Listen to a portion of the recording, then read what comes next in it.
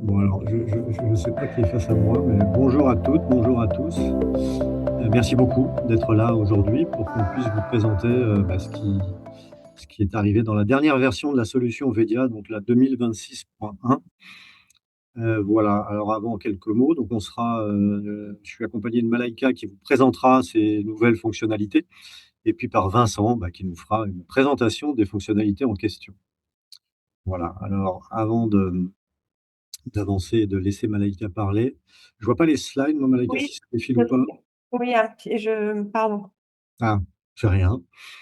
c'est bon. Heu, D'abord, non, juste, quelques mots. Vous dire je suis très fier de cette nouvelle version. Alors d'abord parce que c'est la première de l'année, mais la dernière comptera tout autant. Deuxièmement, je suis fier parce que elle s'inscrit dans le cadre d'un nouveau process. C'est une organisation qu'on a un peu changée, qui vise à mieux aligner finalement, nos équipes produits, nos équipes engineering, sales et marketing, mais surtout à mieux s'aligner avec vos besoins et vos remontées en tant que client. Donc ça, c'est vachement important. J'espère que vous le verrez vite. En tout cas, en interne, on le voit déjà, cette nouvelle organisation, elle nous permet d'être beaucoup plus, véloce, beaucoup plus qualitatif sur tout ce qui sort de l'équipe R&D. Voilà, donc ça, c'était important. Puis la troisième raison pour laquelle je suis très fier de cette version, de cette nouvelle, version de la solution, c'est qu'elle intègre, de l'intelligence artificielle. Alors l'intelligence artificielle, on en parle beaucoup. Moi, je vais vous en dire quelques mots, en tout cas une vision telle que nous on la vit, on la voit côté Védia. Et donc cette vision, très simplement, c'est la suivante. C'est qu'il y a 2 choses qui sont en train de se passer avec l'IA. Alors, je parle de vos métiers, hein, bien évidemment, il y a plein d'autres choses qui se passent par ailleurs. Mais dans vos métiers et donc dans le nôtre, il y a 2 choses qui sont en train d'arriver, de façon assez générale, là, pour le coup. Il est clair que de vos clients, vos consommateurs, vos audiences utilisent de plus en plus l'IA, alors les ChatGPT, les Perplexity, les OpenAI les Gemini, pour, chercher finalement des produits, des marques, se faire recommander. Je lisais ce matin une enquête de la FEVAD, donc, la distribution, la vente en ligne. Il y a, sur le dernier trimestre 2025, 31 des cyberacheteurs étaient passés préalablement par une recherche IA. Pas pour acheter, mais à minima pour se faire recommander des produits ou comparer des produits. Ça, c'est primordial. Et quel va être l'impact pour vous et pour nous? C'est de faire en sorte que vos visuels, ils soient compris, ils soient interprétés par tous ces moteurs IA. Voilà, donc ça, c'est un chantier qui nous attend dans les prochains mois. Et le deuxième changement de postulat à cause de l'IA, c'est tout ce qui est IA générative, la capacité finalement à chacun de nous de penser qu'on peut créer des visuels, de penser que c'est très simple d'adapter un visuel. Alors, ça peut paraître vrai. C'est vrai que les Nano Banana ou autres outils de génération de photos ou de vidéos sont très puissants. Mais il y a un truc qui est en train de se passer, c'est que si vous commencez à l'ouvrir à vos équipes sans encadrer l'usage, très vite, on va se retrouver face à une jungle de contenu complètement hétérogène et ne respectant rarement vos codes de marque. Et ça, c'est clé. Être capable d'utiliser l'IA, certes, mais être capable de l'utiliser en s'assurant que votre univers de marque n'est pas altéré par ces outils d'IA. Et ça, c'est notre métier depuis quelques mois maintenant, et c'est notre vision pour l'avenir, c'est d'être capable de mettre l'IA au cœur de la solution pour vous donner toute la puissance de ces outils qui permettent de faire de très belles choses, mais tout en vous permettant d'encadrer l'usage de ces outils et de faire en sorte que votre univers de marque soit parfaitement respecté. Voilà, donc c'est dans cette logique-là qu'on a développé cette nouvelle version. Et je vais laisser Malaïka, de façon beaucoup plus concrète, vous présenter ce qu'on a développé pour vous permettre d'utiliser l'IA au sein de la solution Vedia. Merci. Donc juste pour faire un rappel de ce que tu as dit, voici les enjeux. Les enjeux sont: comment multiplier les assets sans perdre le contrôle de l'ADN de marque? Donc l'IA générative va répondre à plusieurs besoins. Les équipes marketing, on sait qu'elles gaspillent du budget en payant des agences pour des micro-variations, comme un changement de saison, un changement de fond, un recadrage. On va financer du pixel pushing plutôt que de la création. Et on sait aussi que les campagnes globales se bloquent car il faut potentiellement attendre des jours, voire des semaines pour adapter un visuel à un usage local. Et puis le troisième point, c'est qu'on sait qu'il y a un risque de shadow design, car faute d'outils adaptés, les équipes utilisent des IA génériques hors du DAM pour corriger des images. Et le résultat, c'est qu'il y a une prolifération de visuels hors charte, d'une qualité inégale, une dilution de l'ADN de marque, et aussi on peut encourir des risques juridiques. Donc le vrai danger, c'est d'utiliser l'IA en dehors du DAM. Ça ouvre la porte à une jungle créative incontrôlée. Et c'est pour ça que Vedia propose un outil de génération de variations IA intégré au DAM. Donc en fait, on va suivre plusieurs étapes de la création des variations. On commence par prendre un asset unique et vérifié dans le DAM. Donc c'est vraiment le socle de toutes les déclinaisons. Ensuite, nous encadrons le prompt ensemble avec vous et nous pour que vous puissiez choisir parmi des options prévalidées, les saisons, les villes, les styles, les personnages.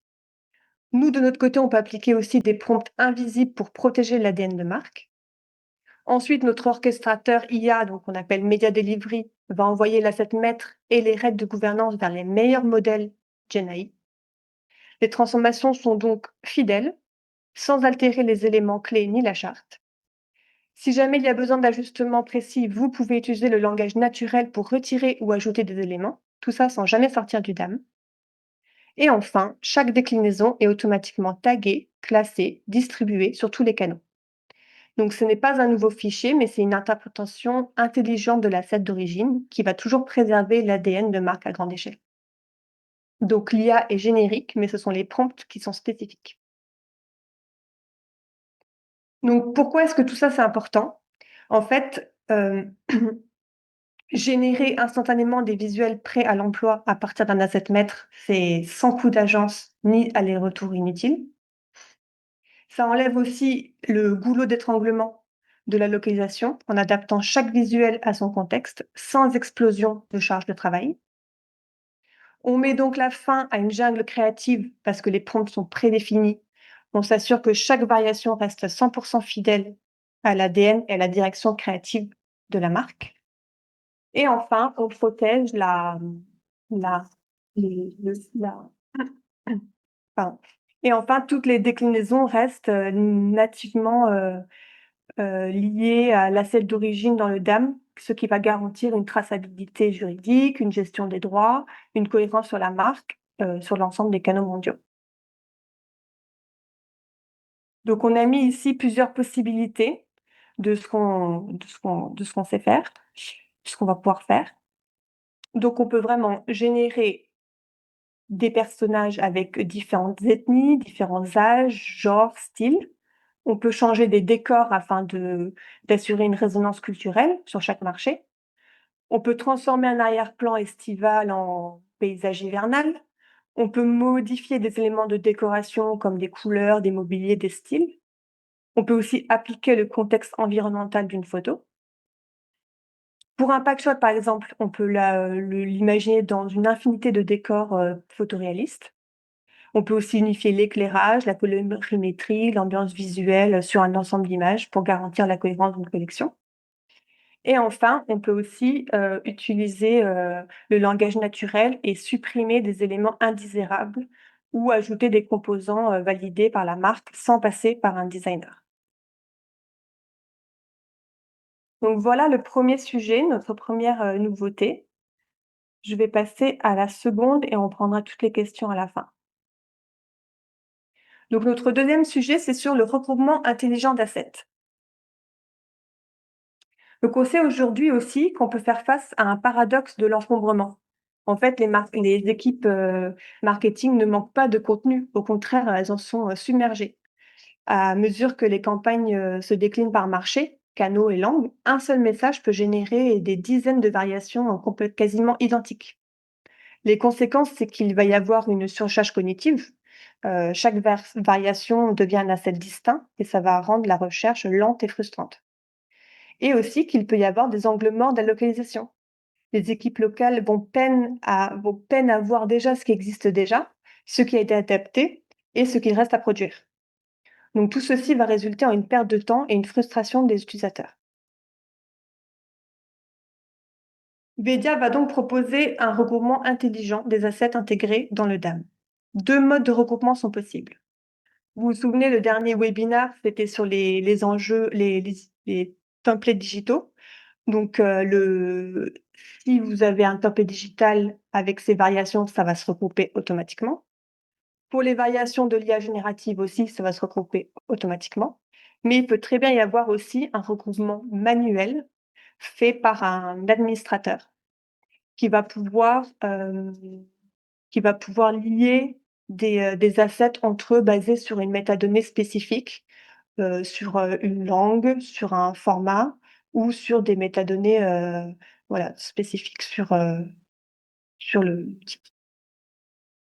univers, par exemple. Donc là aussi, les enjeux sont d'éliminer la recherche, la frustration de la recherche, localiser en effet, ce qui manque, ce qui existe et ce qui manque et enfin protéger la source de vérité pour le regroupement automatique. Donc ça va être une clarté visuelle, un accès instantané et pas de bruit documentaire. Voilà, je laisse place ah oui, je voulais juste vous montrer là, donc on va le voir par la démo de Vincent, mais voilà comment ça s'affiche. On va voir, une petite vignette avec dessous un petit, symbole qui va présenter, qui va nous montrer qu'on a plusieurs adaptations, à cet outil à cet asset. Donc je laisse la place à la démo de Vincent. Ici, la liste des assets qu'on va vouloir adapter.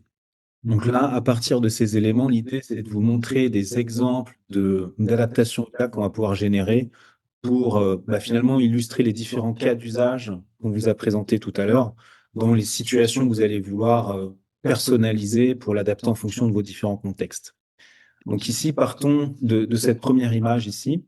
On voit que c'est une image d'ambiance sur laquelle on aimerait finalement adapter ce visuel que l'on voit ici dans d'autres contextes. Donc vous voyez ici que quand je suis sur le détail de cette image, j'ai ce nouveau bouton qui apparaît d'outils génératifs d'IA. Et ici, ce qui est intéressant, c'est qu'on va proposer, ça ce sont des propositions qui sont faites, différentes catégories de personnalisation en fonction des cas d'usage. On ne va pas gérer de la même manière un packshot, un visuel produit, un visuel d'ambiance.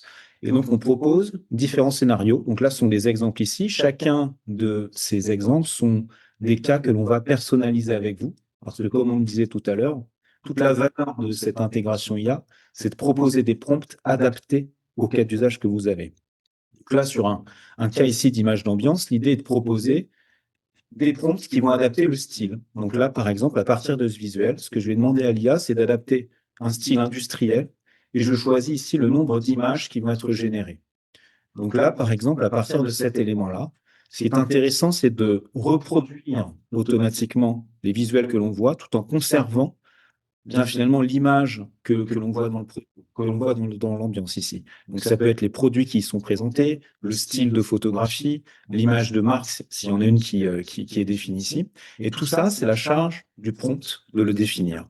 Donc là, ici, si je repars de l'image originale pour voir la différence, vous voyez qu'on a conservé exactement la mise en situation de l'image. On a ici, on est dans un salon, on retrouve ici un canapé à droite, à gauche, ici la partie balcon et des tables. On a cette disposition qui est conservée. Donc là, c'est toute la qualité du prompt qui fait qu'on va garder cette composition sans altérer les produits qui pourraient s'y trouver. Tout ça, c'est la définition, encore une fois, du prompt qui donne cette valeur-là. Je fais, par exemple, dans un style suédois pour voir la différence.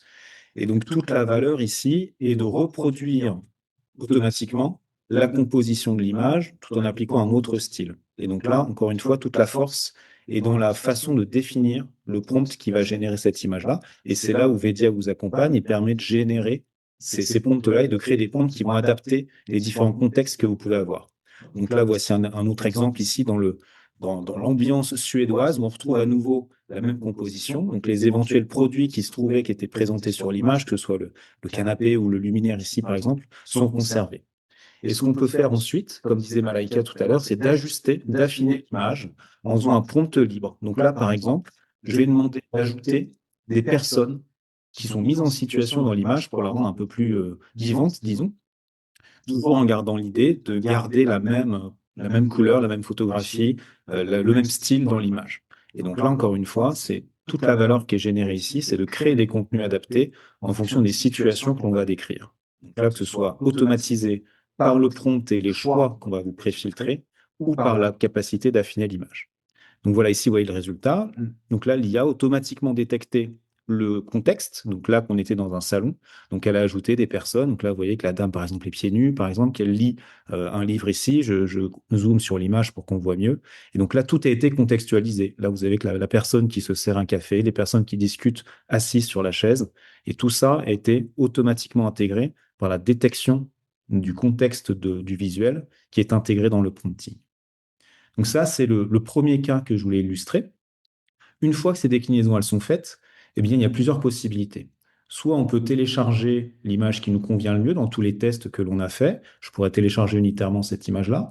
Ou ce qu'on nous propose aussi éventuellement, c'est d'indexer et de publier là où les images que l'on veut. Là, je vais conserver ces 3 images-là et je vais les indexer dans le DAM. Donc tout ça, bien entendu, est à chaque fois configurable et dépend des droits des utilisateurs que vous avez dans votre DAM actuel. On a la capacité ici, en tant que contributeur, de remplir le formulaire en se basant sur le visuel de base, qui était celui de départ que l'on avait, et on va pouvoir publier ces éléments. Donc là, une fois que cette image a été adaptée, je reviens à la précédente. On va faire un autre cas d'usage. Je prends ici, par exemple, ce sac à main ici. Donc là, vous voyez qu'on est dans un autre univers. On est dans un univers ici d'un packshot sur finalement un élément que l'on va vouloir adapter. Et donc là, on va pouvoir le scénariser, par exemple, ou autre chose que l'on pourrait faire, c'est le standardiser. Ici, vous voyez qu'il y a un fond uni, qui est un fond dans une couleur, on va dire rose. Ce qu'on va pouvoir faire ici, dans ce contexte-là, ça va être de définir un autre fond. Donc, typiquement, si vous avez besoin d'adapter un visuel, un packshot pour un site e-commerce, par exemple, on va pouvoir définir un fond gris. Ici, je vais choisir un fond gris. Je peux sélectionner aussi comment je veux que l'ombre soit positionnée. Donc là, je vais demander de le centrer et encore une fois, de générer une image. Donc là, vous voyez la qualité et l'intérêt de cet élément-là, c'est de définir les différents critères que vous voyez. Donc, sélection d'un fond. Donc, tout ça, bien sûr, est paramétrable pour chacun des contextes que l'on va définir. Donc là, j'avais mis fond gris, fond blanc. On aurait pu définir vos couleurs à vous. Et puis, comment l'ombre va se projeter. Donc là, vous voyez le résultat ici. Donc, on a défini le fond gris et vous voyez que le visuel, le produit en l'occurrence, n'a pas été altéré. Ça, c'est la consigne importante que l'on génère dans le visuel, c'est de conserver exactement le même produit. Et encore une fois, ici, je peux ajouter derrière affiner et je vais lui demander de changer le fond en lui proposant directement ici un code couleur, un code hexa directement, qui est le code de ma charte, par exemple. Il va me proposer directement la même intégration avec le code couleur qui correspond, avec tout le détourage que vous avez vu qui est fait automatiquement aussi à partir de visuel, tout en conservant ici l'adaptation de l'ombrage qui est fait sous le produit. Donc là, on peut générer comme ça autant d'images que de nécessaire. Et quelque chose aussi qui pourrait être intéressant, c'est de mettre ce visuel en situation. Et donc là, je vais demander à l'IA d'affiner à nouveau cette image, donc en conservant toujours le produit de base, mais cette fois en le mettant en situation, porté ici par une femme, pour le contexte ici dans mon image, en ayant toujours l'idée du sac à main qui soit finalement conservé exactement à l'identique, parce qu'on ne veut bien entendu pas altérer le produit, qui est l'image de marque. Donc là, l'IA, elle va générer une image adaptée et elle détecte aussi automatiquement de quel type de contenu on est en train de parler. Donc là, en l'occurrence, c'est un sac à main. Et donc là, elle va automatiquement, donc là, voici ce qu'elle a généré. Donc, elle a deviné qu'on était dans un contexte ici parisien, visiblement. Et donc là, l'image est mise en situation. Vous voyez que le produit, si je zoome un petit peu, le produit n'est pas altéré. On est toujours exactement dans la situation de tout à l'heure. Et là, l'outil est directement porté. Donc là, vous pouvez à nouveau, comme tout à l'heure, générer plusieurs essais si nécessaire, télécharger ceux qui vous conviennent et pourquoi pas même les indexer et les publier dans le DAM. Donc là, à nouveau, je vais tous les indexer, comme ça on pourra les retrouver après pour vous montrer notamment comment sont regroupés les visuels une fois publiés. Un autre cas d'exemple aussi qu'on pourrait illustrer, alors vous avez compris, hein, il y en a plusieurs, mais ce qui est intéressant ici, c'est de voir la mise en situation des packshots avec une scénarisation.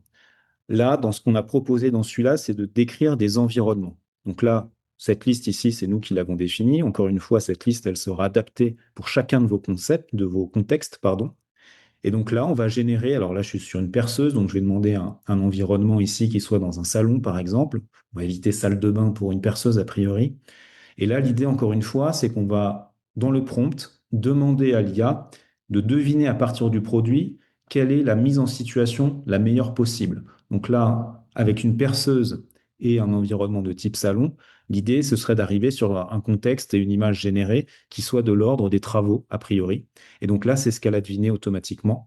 On a directement, vous voyez, donc le salon qui est respecté, le produit qui n'est pas altéré et qui est mis en avant, et on a un contexte où on va automatiquement mettre en scène ici, bah, vous voyez que visiblement, il y a des travaux qui sont en cours derrière.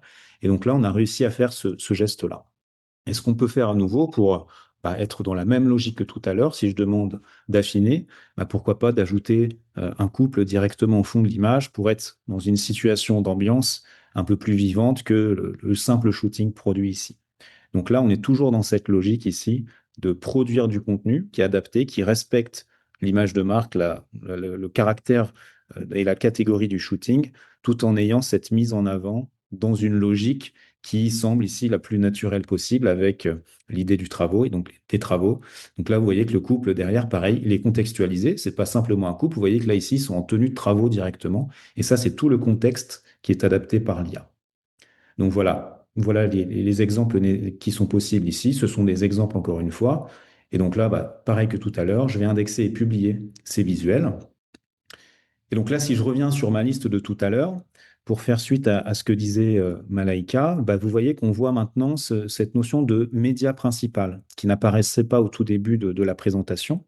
Là, l'intérêt, ça va être de regrouper les visuels que l'on a générés, donc ce qu'on va appeler ces variations génératives d'IA, qu'on retrouve ici par défaut dans la liste des résultats comme avant. Et on a ce bouton Grouper les médias qui apparaît désormais et qui permet bah, de regrouper entre elles toutes ces variations. Donc là, on a une vue, comme l'expliquait Malaïka tout à l'heure, une vue qui est simplifiée, où on va automatiquement regrouper les éléments qui ont été dérivés du média principal. Donc là, si je veux maintenant voir rapidement un aperçu de ce qui se passe derrière ce groupe, je clique ici sur le bouton d'aperçu et je peux visualiser l'ensemble des médias que j'ai regroupés, donc dans la vue simplifiée, avec à chaque fois le petit tag qui m'indique quel est le média principal. À l'intérieur de cette vue, je pourrais même aussi filtrer sur différents critères. Là, on avait prévu un critère de langue, mais ce critère peut être personnalisé sur différents types de métadonnées. Typiquement, c'est pour le digital template, on fera une référence après derrière. Donc l'idée ici est de pouvoir regrouper directement les visuels qui ont été regroupés via cette déclinaison.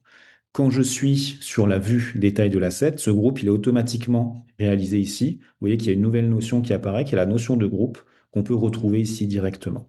Donc si je reviens dans la vue de résultats de tout à l'heure, je clique sur dégrouper et donc là je retrouve la vue éclatée avec que vous connaissez aujourd'hui, avec l'ensemble des variations qui ont été déclinées, avec en plus toujours ce tag média principal qui apparaît. Donc là, on a cette logique ici de finalement regrouper intelligemment les visuels qui ont été créés pour bah, finalement donner une vue un peu plus simplifiée, un peu plus claire des éléments qui ont été créés par les différentes déclinaisons qu'on a mises en œuvre. Donc ça, comme disait Malaïka, ce regroupement, il est fait automatiquement pour les déclinaisons IA qui sont faites ici. Pour ceux qui ont déjà assisté aux présentations de Digital Template, c'est exactement la même logique. Quand vous allez faire une localisation à partir d'un master ou bah, d'un template plutôt, on va aussi automatiquement regrouper les localisations qui ont été faites, typiquement dans les langues. C'est pour ça qu'on avait ici sur la vue précédente le filtre disponible sur le critère de langue qui peut à nouveau être personnalisé. Mais là, vous pourriez, par exemple, parmi vos templates, faire cette distinction des différentes langues de visuels pour les faire apparaître le plus rapidement possible. Et si nécessaire, vous pouvez aussi les regrouper manuellement. Donc là, à tout moment, vous pouvez sélectionner plusieurs visuels ici et passer en mode édition en masse pour grouper automatiquement ces deux médias-là pour qu'ils apparaissent directement dans le DAM en mode groupé. Donc voilà, cette fonctionnalité, ces deux fonctionnalités-là sont disponibles dans la dernière version qui est sortie, la 2026.1, comme l'indiquait tout à l'heure Nicolas en introduction. Voilà pour les éléments que je voulais vous présenter. Je ne sais pas s'il y a des questions qui sont apparues au fil de l'eau. Si vous en avez, n'hésitez pas à les poser dans le chat pour qu'on puisse vous y répondre, Nicolas ou moi ou Malaïka, en fonction des questions que vous pourriez avoir sur ce sujet-là. Donc, j'en ai une de Amandine qui demande si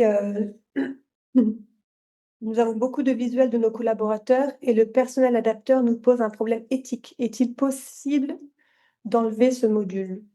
Vous parlez de la modification ethnique, c'est ça, hein? Oui. Tout à fait. Alors oui, tout ce que vous voyez de toute manière dans cette liste-là, encore une fois, c'est des choses qui sont propres à chacun de nos clients. Donc là, c'est l'univers de démonstration. Ce sont des prompts et des cas nous avons choisi de présenter.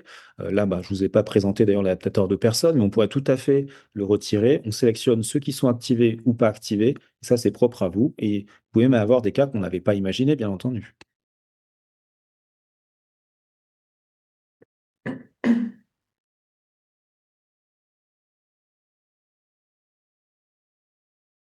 Quand est-ce que cela sera dispo? Donc, c'est déjà sorti fin janvier, le 30 janvier. Donc, il faut une montée de version pour l'implémenter sur vos dames.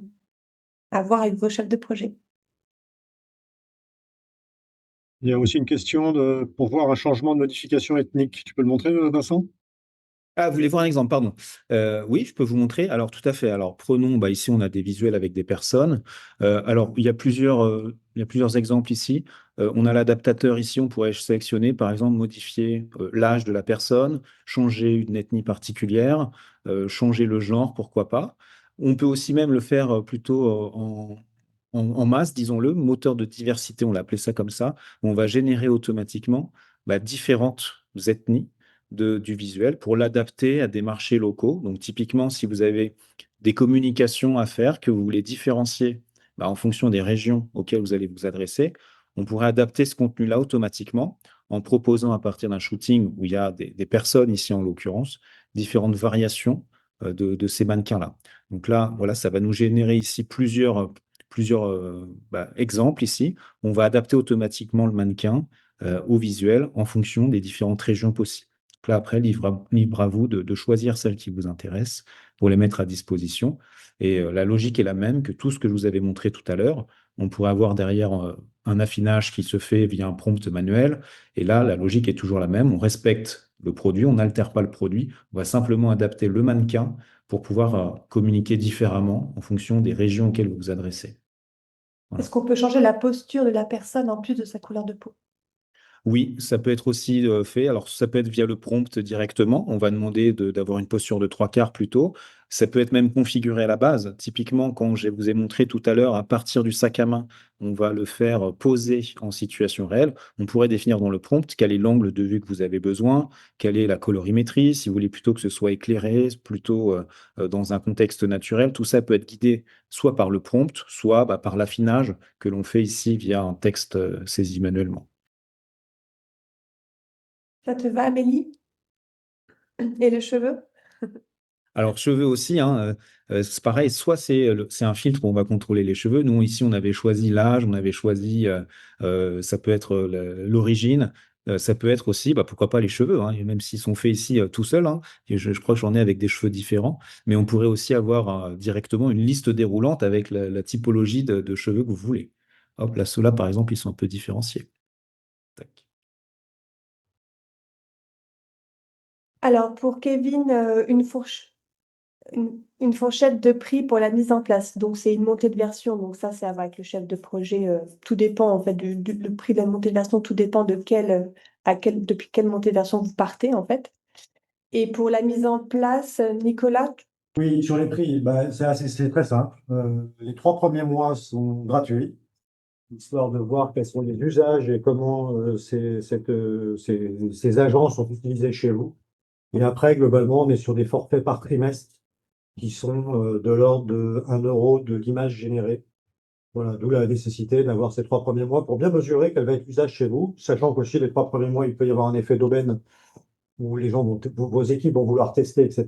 Et après, on rentre sur quelque chose de plus standard et en tout cas plus adapté à la réalité de vos usages. Voilà, donc on pourra vous préciser tout ça. L'idée, c'est de forfaitiser, de rendre l'usage prédictible, mais en même temps pour nous, de pouvoir recaler les choses tous les trimestres en fonction bah, du déploiement de l'usage. Vous pouvez augmenter le nombre d'agents. Là aussi, Vincent et Maléga l'ont très bien dit. Chaque agent, ce ne sont que des exemples. Chaque agent vous est spécifique parce que le prompt vous est spécifique. Voilà, donc les agents peuvent se démultiplier et au fil plus il y aura d'agents, plus il y aura d'usages. Voilà un peu l'idée. Cédric demande quels modèles sont utilisés, quid de la gestion des droits, faut-il prévoir un accord au moment de la prod afin de pouvoir apporter des modifications aux versions originales? Oui et non. Alors, les modèles utilisés, essentiellement Nano Banana Pro, mais on regarde également d'autres modèles open source chinois qui savent très bien travailler le visuel. Donc là, on s'appuiera sur les meilleurs modèles à un instant T. Tout ça, c'est devenu ultra générique. C'est pas là où la valeur, enfin, même s'ils dépensent beaucoup d'argent, mais la valeur est dans le prompt. Encore une fois, c'est ce qu'on peut apporter. Et surtout au sein du DAM, on a plein d'infos pour enrichir et spécifier au mieux ce prompt. Ça, c'est pour l'aspect technique. Pour l'aspect juridique, oui. Alors, idéalement, on intégrera au moment des droits une case à cocher pour préciser si les images master peuvent être modifiées par l'IA ou pas. Alors ça peut dépendre de vos photographes. S'il y a un mannequin présent sur l'image, évidemment, il ne doit pas être altéré. En revanche, si on crée des avatars, il n'y a pas trop de sujets. Là, on est assez libre. Il y a deux difficultés à résoudre. C'est le cas où l'image ressemblerait à quelqu'un de connu. Donc ça, on utilise des prompts négatifs pour éviter que ça puisse arriver. Et on va surtout tracer toutes ces images avec un certificat C2PA qui sera intégré à l'image, généré par l'IA. On se moque de ce que ça veut dire. Ça veut juste dire qu'on sera capable de tracer comment a été créée cette image. Et on pourra prouver qu'il n'y a pas eu de volonté de nuire ou de parasiter ou de ressembler à quelqu'un. Et c'est ça qui sera important juridiquement. Sommes-nous libres de modifier nos prompts en toute autonomie? Alors, oui, les prompts sont modifiables, enfin, les paramètres. Après, c'est un savoir-faire. Je doute pas qu'il soit pas que chez Vedia, il n'y a pas de doute là-dessus. Mais voilà, il faudra bien définir. L'intérêt, c'est de faire des prompts, encore une fois, contextuels. C'est-à-dire que quand on récupère un master, on récupère ses méta, comme je le disais. Et donc, on sait si on est sur un univers de salle de bain, de cuisine, si c'est un cas pertinent. Donc, il y a beaucoup d'informations qui vont permettre de faire des prompts conditionnels ou des prompts sur mesure en fonction du contexte, comme on l'a bien rappelé et bien dit. Ça s'invente pas, mais on peut expliquer à des administrateurs chez vous comment les gérer, oui. Est-il possible d'allouer cette fonctionnalité à un type de profil uniquement, comme les admins? Oui, tout à fait. On peut configurer qui accède à cette fonctionnalité. Donc, typiquement, si vous voulez restreindre à des administrateurs ou contributeurs qui sont les valideurs de l'application, ça peut être faisable, tout à fait. A-t-on la garantie avec ce forfait de ne pas entraîner les modèles? Oui, les modèles ne sont pas entraînés, vos images restent les vôtres et à aucun moment, les outils qu'on utilise ne peuvent s'appuyer sur vos propres visuels pour entraîner leur propre modèle. Y compris avec vos autres clients, contrat client final ou Vedia? Oui, comment ça avec vos autres clients? Alors oui, enfin en tout cas, on s'assure nous que les images qui sont les vôtres, hein, ce ne sont pas les nôtres, à aucun moment ne pourront venir entraîner un modèle de chez Google ou de chez n'importe qui.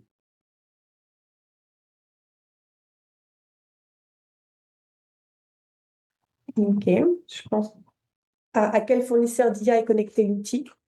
À quel fournisseur d'IA? Aujourd'hui, là, ce que vous voyez est connecté à Nano Banana, qui est de chez Google, enfin Gemini Google. Tout ça, c'est la même chose. C'est aujourd'hui le plus performant quand on veut modifier une image tout en n'altérant pas l'objet principal, l'élément, le produit, quoi que ce soit dans cette image. Voilà, mais comme je le disais, il y a des outils open source chinois issus de chez Biden, qui est TikTok, ou d'autres qui savent bien ce que c'est qu'une photo, une vidéo, qui deviennent très performants, alors qu'ils sont open source, donc on peut installer sur nos propres serveurs. Voilà. Mais encore une fois, la valeur n'est pas là. Ils se tirent pardon, ils se font, c'est la course à l'échalote entre eux. Et donc, ce qui est vrai un jour ne sera pas demain. Notre boulot, c'est de choisir le meilleur outil à un instant T, c'est sûr. Mais encore une fois, d'y apporter toute la valeur métier pour qu'on sache c'est quoi l'élément qu'il ne faut pas modifier. C'est pas si évident parfois dans un visuel. Et donc, c'est ça qu'il faut arriver à déterminer et à interpréter. Et c'est là où, à l'intérieur du DAM, avec toutes les informations qu'on connaît déjà, on peut être ultra spécifique dans le prompt et donc ultra fin dans les modifications. Et ça, c'est pas possible en dehors du DAM. C'était long comme réponse. Si j'ai bien compris, un agent égale un prompt pour une thématique de shoot, portée ou nature morte. Plus on a d'agents et de prompts, plus c'est coûteux. Alors non, pas plus vous avez. Alors oui, vous avez bien compris. L'idée, c'est d'avoir des agents très spécialisés. Là, on en a 7 ou 8. On en a au moins une quinzaine, vingtaine de plus en tête ou en développement ou en POC. Mais par contre, ils ne s'appliquent pas tous à chacun de vous. Donc on est assez convaincu qu'assez rapidement, vous aurez 4 ou 5 agents. C'est pas les agents qui sont coûteux, c'est l'usage qu'on en fait. S'il y a plus d'agents, on peut penser qu'il y aura plus de modifs. Mais encore une fois, ces modifs, passé l'effet de, je dirais, de surprise et de nouveauté, ces modifs ne sont faites que si elles ont une valeur. Elles ont une valeur parce que elles sont pas adaptées à un contexte local, parce que le produit est mal scénarisé, parce que le packshot est pas homogène à son packshot voisin. Et c'est tout ça qu'on vient apporter comme valeur. Et la valeur, elle est effectivement aujourd'hui enfin, chiffrée et valorisée et facturée à hauteur de 1 € par image générée. Voilà. Et donc, mais de façon forfaitaire, c'est-à-dire sur le temps d'un trimestre, on prend notre risque. Si vous surconsommez, ben, tant pis pour nous. Avons-nous la main sur la création d'un agent pour un prompting personnalisé et évolutif? Alors la main, là, c'est toujours pareil. Nous, on est là pour vous aider. Si vous voulez tout faire tout seul, j'ai pas de souci avec ça. Mais on a beaucoup appris. L'expertise, elle est, c'est pas de la science atomique, mais il faut quand même s'y mettre et la comprendre. Donc nous, on serait plutôt ravis de vous aider à concevoir ces nouveaux agents et à bien définir le prompt pour que, encore une fois, il réponde au mieux à ce que vous voulez faire. Mais oui, c'est bien le but. D'ailleurs, on offre les 5 premiers d'entre vous qui nous donnent des idées d'agents, c'est gratuit.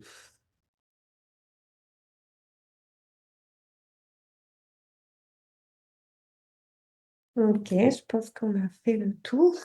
On n'a pas d'idée. Pourrez-nous lancer vos idées? Ah.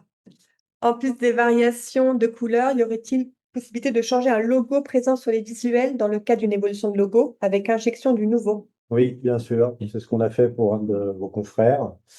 Donc, on injecte dans l'image un logo. Alors, on peut choisir le logo. On va le choisir de façon intelligente pour juste des raisons de couleur. Un logo noir sur un fond noir, ça sert pas à grand-chose.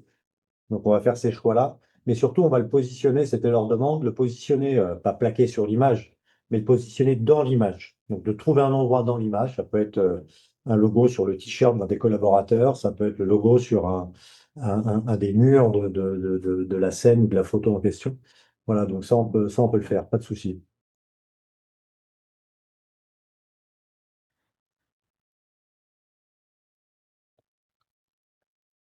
Non, je pense qu'on peut s'arrêter là. De toute façon, vous pouvez toujours nous poser vos questions aussi à venir, soit à votre commercial, soit à moi. Bon, on va vous quitter. On va vous remercier. Merci beaucoup. Merci à vous.